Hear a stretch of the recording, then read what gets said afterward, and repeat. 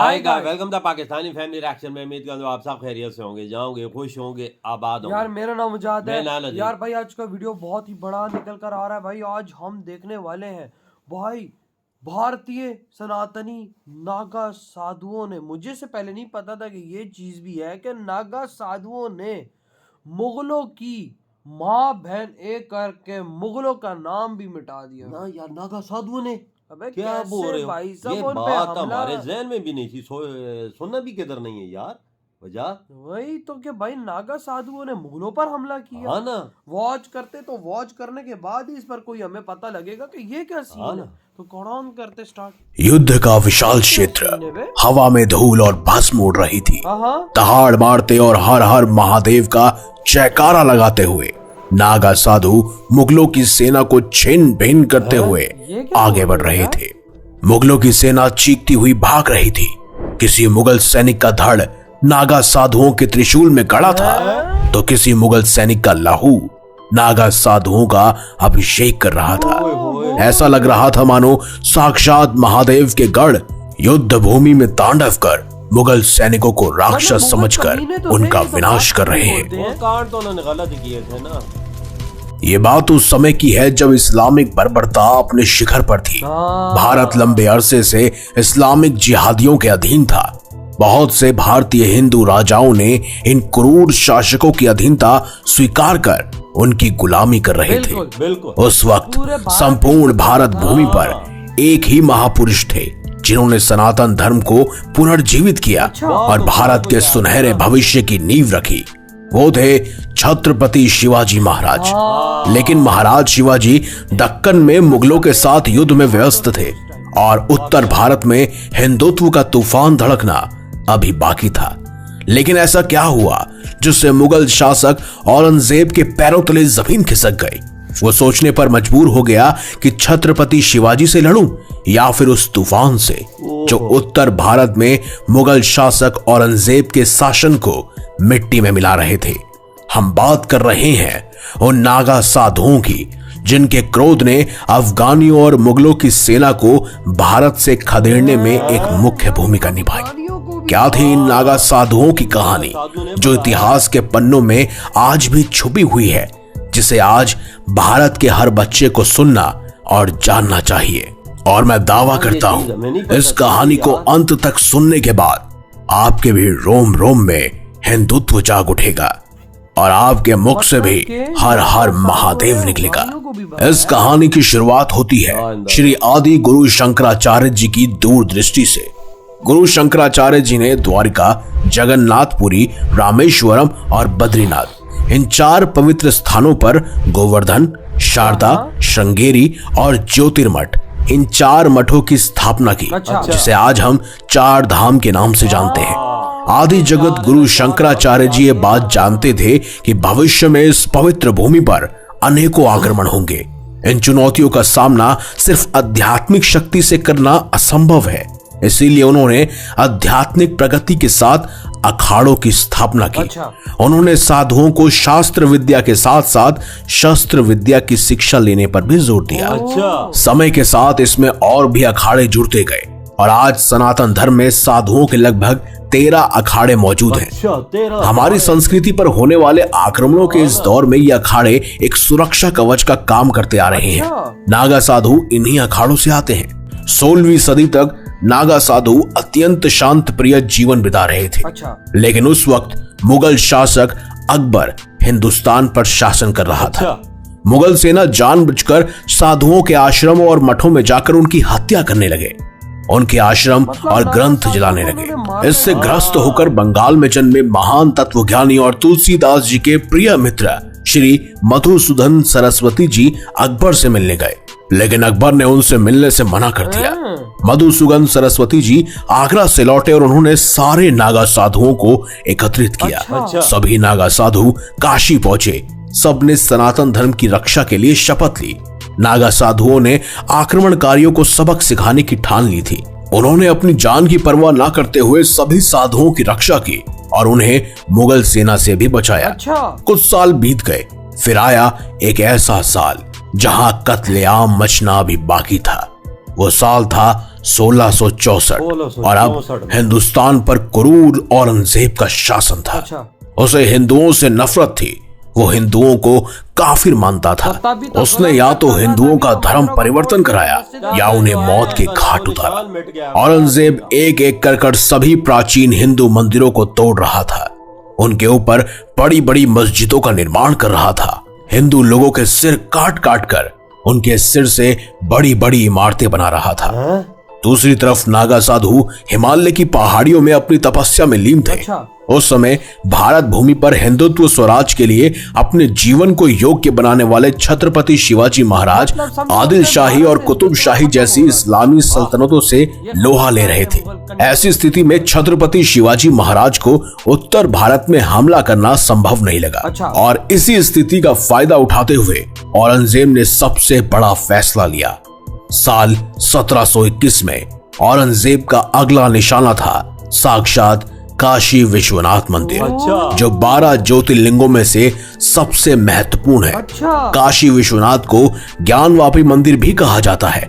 आज इस्लाम के लिए मक्का और क्रिश्चियन के लिए जेरूसलम जितना महत्वपूर्ण है, उससे भी ज्यादा हिंदुओं के लिए कहीं अधिक महत्वपूर्ण स्थान काशी विश्वनाथ था, क्योंकि भगवान शिव जी ने कहा था कि काशी उन्हें सबसे प्रिय लगता है। आखिरकार औरंगजेब ने अपनी सेना को आदेश दिया कि काशी विश्वनाथ मंदिर को तोड़ा जाए। औरंगजेब की विशाल सेना काशी में हमला करने पहुंची। वहीं दूसरी तरफ जैसे ही नागा साधुओं को पता चला, वैसे ही सभी नागा साधु हिमालय की पहाड़ियों से नीचे आए। उन्होंने काशी की तरफ प्रस्थान किया। वो सूर्योदय का समय था। महानिर्वाणी अखाड़ा के लगभग 40,000 नागा साधु हाथ में त्रिशूल लिए, शरीर पर भस्म लगाए काशी में आ पहुंचे। उन्होंने काशी में शंखनाद किया और शिव की नगरी काशी शंखनाद से गूंज उठी। यह शंखनाद मुगल सेना के मन में डर पैदा करने के लिए काफी था। औरंगजेब ने कल्पना भी नहीं की होगी कि नागा साधु काशी विश्वनाथ मंदिर को बचाने के लिए उसके सामने पहाड़ बनकर खड़े होंगे। आखिरकार युद्ध का ऐलान हुआ। नागा साधु हर हर महादेव का जयकारा लगाकर मुगल सेना पर टूट पड़े। नागा साधुओं के हाथ में त्रिशूल के अलावा कोई अन्य अस्त्र नहीं था, जबकि दूसरी तरफ मुगल सैनिक बहुत सारे अस्त्रों शस्त्रों से लैस थी। उनके पास घोड़े, हाथी और बहुत सारे दस्ते मौजूद थे। नागा साधुओं ने महाकाल का रूप धारण करके काशी में तांडव मचाना शुरू किया। हवा में सिर्फ धूल और भस्म उड़ रही थी। नागा साधुओं के मुंह से हर हर महादेव के जयकारे गूंज रहे थे। वहीं दूसरी तरफ औरंगजेब की विशाल सेना चीखती चिल्लाती इधर उधर भाग रही थी। किसी के सर धड़ से अलग होकर नागा साधुओं के त्रिशूल में गड़े थे, तो किसी मुगल सैनिक के शरीर से निकल रहा खून नागा साधुओं का अभिषेक कर रहा था। आखिरकार सूर्यास्त का समय आया। कई हजार नागा साधुओं के रक्त से काशी और भी पावन हो चुकी थी, लेकिन उससे कई गुना अधिक रक्त औरंगजेब की सेना का बहा था। अब तक 300 से भी अधिक मंदिरों को तोड़ने वाले औरंगजेब और उसकी सेना ने इस भयानक दृश्य की कभी कल्पना भी नहीं की होगी। सूर्यास्त होते ही मुगल सेना काशी से भाग खड़ी हुई। औरंगजेब के पैरों तले जमीन खिसक गई कि आखिर साधना करने वाले कैसे एक विकराल रूप धारण कर सकते हैं। और इस युद्ध से औरंगजेब को गहरा सदमा लगा। लेकिन नागा साधुओं का पराक्रम सिर्फ यहीं तक नहीं था, बल्कि इसके बाद भी उन्होंने मुगलों और अफगानियों से कई युद्ध लड़े। सन 1751 में प्रयाग के संगम तट पर कुंभ पर्व का आयोजन हुआ था और इसमें हजारों नागा साधु एकत्रित हुए। उन दिनों अवध क्षेत्र में अफगानों ने उत्पात मचा रखा था। प्रयागराज भी इन अफगानों के आक्रमण से पीड़ित था।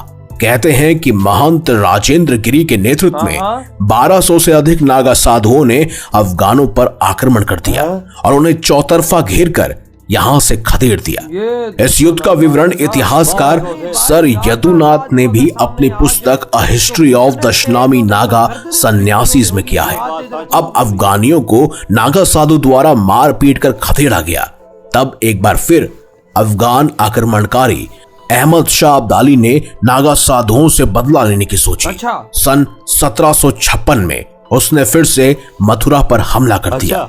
अब्दाली ने मथुरा में कत्लेआम मचा दिया। इस कत्लेआम का शिकार जनता के साथ साथ साधु संत भी हो रहे थे। अच्छा। ये समाचार पाकर नागा साधुओं का एक जत्था, जिसकी संख्या 5000 से लगभग थी, वो सब सीधा मथुरा पहुंचे, जिसके बाद नागा साधुओं का अहमद शाह अब्दाली से सीधा सामना हुआ। अच्छा। मथुरा की पावन धरती में नागा साधुओं से ज्यादा दुश्मन सेना का खून बिखर रहा था। अपनी वीरता के बल पर नागा साधुओं ने अब्दाली की सेना को मथुरा से खदेड़ दिया। इस भीषण युद्ध में लगभग 2000 नागा साधुओं ने अपने बलिदान से मथुरा की भूमि को पावन कर दिया। इस युद्ध के दौरान ही अब्दुल शाह की सेना में लगभग 8000 से ज्यादा सैनिक मारे गए। सिर्फ यही नहीं, अब्दाली की सेना में हैजा भी फैल गया। सैनिकों ने माना कि मथुरा में संतों पर जो हमले उन्होंने किए, इससे उन्हें श्राप लगा है और वह सब इसी वजह से बीमार पड़ गए और अब्दाली मथुरा में कब्जा नहीं कर पाया। इसके बाद नागा साधुओं द्वारा एक और विशाल युद्ध लड़ा गया, जहां पानीपत के विशाल युद्ध में नागा साधुओं ने भी मोर्चा संभाला था। सन 1761 में पानीपत में हुए मराठा अफगान युद्ध में भी नागा साधुओं की वीरता का वर्णन मिलता है। ये वो दौर था जब मराठे कमजोर पड़ने लगे थे और अफगान हावी होने लगे थे। तब महंत पुष्पेंद्र गिरी के नेतृत्व में 10,000 नागा साधुओं के जत्थे ने मोर्चा संभाला और अफगानों को उल्टे पांव भागना पड़ा। कहीं भस्म रमे तन तो कहीं सिर्फ लंगोटधारी सन्यासी, कहीं शस्त्रधारी नागा साधु तो कहीं हठ योग साधना का जादू। इधर हुई ये वीडियो खत्म। अबे भाई ये नागा साधु हैं क्या यार, जिधर खड़े हो जाते हैं उधर अगर लाखों की भी सेना हो तो उनको छोड़ते तक नहीं है भाई। इनमें क्या है यार।